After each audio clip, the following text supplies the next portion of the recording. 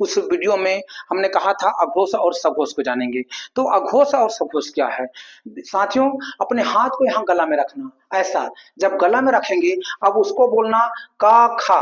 जब बोलेंगे वर्ण का पहला और दूसरा अक्षर, पहला और दूसरा अक्षर, पहला और दूसरा अक्षर, जब पहला दूसरा अक्षर को बोलेंगे तो यहाँ पर गला में कंपन काम होगा, का खा। जब बोलकर देखना हाथ को रखना, उसमें देखना चा छा, टा ठा, ता था, प फा, तो यहाँ पर गला में दबाएंगे तो गला में कंपन कम होगा।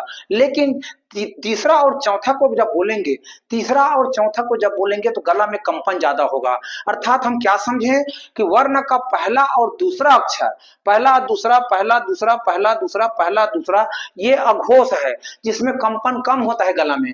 और तीसरा और चौथा, तीसरा चौथा, तीसरा चौथा, तीसरा चौथा, तीसरा चौथा, ये सघोष है, इसमें गला में कंपन ज्यादा होगा। प्रैक्टिकल करके देखिएगा। और मैंने पहले भाग में बताया था कि वर्ण जो है क च ट त प, ये 5 वर्ण के प्रत्येक वर्ण में 5-5 है और प्रत्येक वर्ण का आखिरी अक्षर पंचमा अक्षर कहलाता है और पंचमा अक्षर की संख्या 5 है, पंचमा अक्षर की संख्या 5 है और कुल मिलाकर ये 25 है।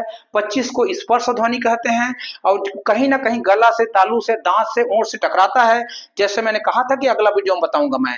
और उसके बाद में एक बार पुनः कहना चाहूंगा कि रिपीट में जाऊंगा मैं अगला वीडियो का, पहला और तीसरा अक्षर जो था अल्प प्राण था, पहला तीसरा अल्प प्राण और दूसरा और चौथा महाप्राण। और आज हमने सीखा कि अघोष और सघोष, पहला और दूसरा अक्षर, पहला दूसरा, पहला दूसरा, पहला दूसरा, पहला दूसरा, ये जो है अघोष है, तीसरा और चौथा सघोष है। अगला वीडियो में जरूर देखिएगा, हम अंग्रेजी की तरफ बढ़ेंगे। Okay, take care, thank you.